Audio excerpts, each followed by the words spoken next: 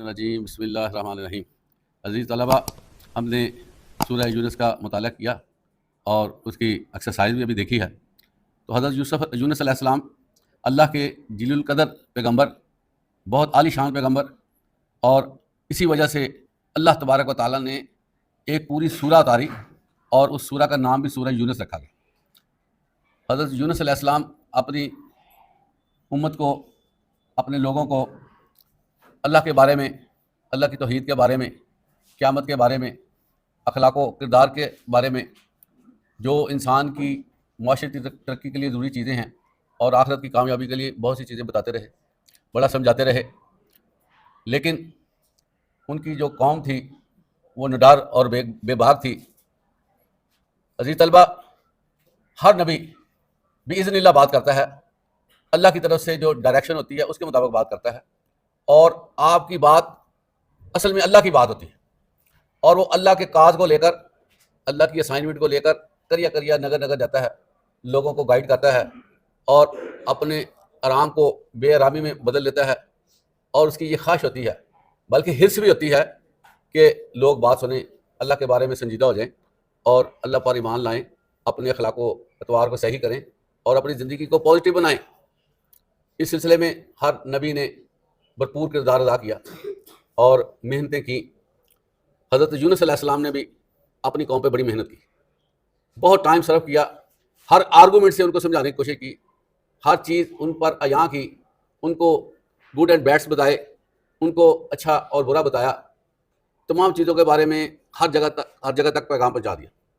اب آپ دیکھیں کہ بندے سمجھ جائیں، ان کو پیغام پہنچ جائے اور اللہ کے نبی پیغام پہنچائیں، تو پھر بھی اگر کوئی لوگ یا قوم اصلاح نہیں کرتی تو خود ہی اپنے آپ کو خطرے سے دو چار کرتی ہے۔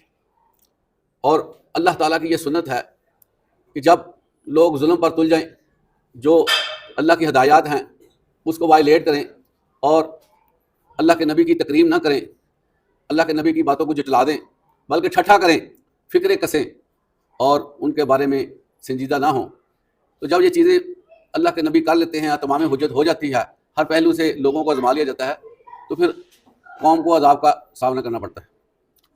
آپ علیہ الصلوۃ والسلام اپنا اتمام حجت پوری کر چکے تھے، چنانچہ آپ نے ان کو عذاب کی وعید سنا دی کہ تم پر عذاب مسلط ہو جائے گا۔ اب آپ علیہ الصلوۃ والسلام یہ بات فرما کر اس علاقے سے کوچ کر گئے۔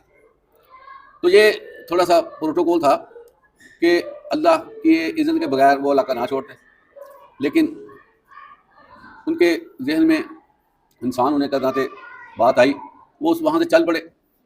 اب جب وہاں سے وہ چلے تو پیچھے سے جو لوگ تھے وہ وری کر گئے، وہ پریشان ہو گئے، وہ ڈسٹرب ہو گئے کہ نبی بات کر کے گئے ہیں، اب عذاب آ جائے گا، بہت زیادہ کنفیوز ہو گئے، وہ انتہائی مضطرب ہو گئے اور انہوں نے معافی مانگنی شروع کر دی۔ معافی کا طریقہ بھی بڑا زبردست تھا ان کا۔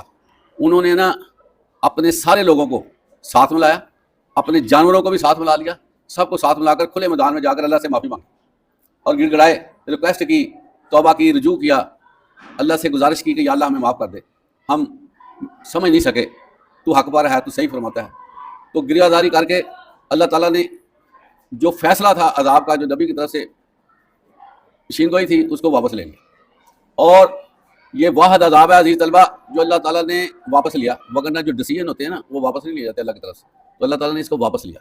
اس سے آپ اندازہ کریں کہ اللہ تعالیٰ کتنا غفور و رحیم ہے کہ وہ ڈیسیژن واپس لے لیتا۔ اگر کوئی بندہ رو پڑے، ریکویسٹ کر لے، التجا کر لے، تو اللہ معاف کر دیتا ہے۔ ادھر حضرت یونس علیہ السلام اور جگہ پہ جانے کے لیے ایک بیڑی پہ بیٹھ گئے، ایک کشتی پہ بیٹھ گئے۔ کشتی جو ہے وہ زیادہ تعداد ہونے کی وجہ سے ڈولنے لگ گئی، غرق ہونے کے حوالے سے اس کا سسٹم بن گیا۔ تو وہاں پر جو ملا تھا وہ کہتا ہے بھائیو بات سنو، لگتا ہے کوئی بندہ اپنے مالک کو ناراض کر کے آیا، کیونکہ حضرت یونس علیہ السلام آج خود آگے تھے۔ تو آپ علیہ السلام نے دل میں محسوس کیا کہ میں نے اللہ کو ناراض کر لیا، مجھ سے غلطی ہو گئی۔ چنانچہ اس ملا نے کہا کہ وہ بندہ اگر اس کشتی سے چھلانگ مارے گا تو پھر ہی کشتی بچ سکتی، وغیرہ کشتی جو ہے غرق ہو جائے گی۔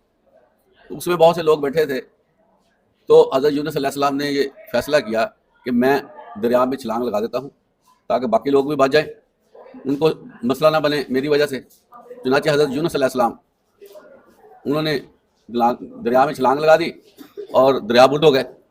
اللہ تعالیٰ نے ایک بڑی مچھلی کو حکم دیا کہ تم میرے نبی کو اپنے پیٹ میں لے لو۔ وہ مچھلی آئی، آپ علیہ الصلوۃ والسلام کو اپنے پیٹ میں لے لیا۔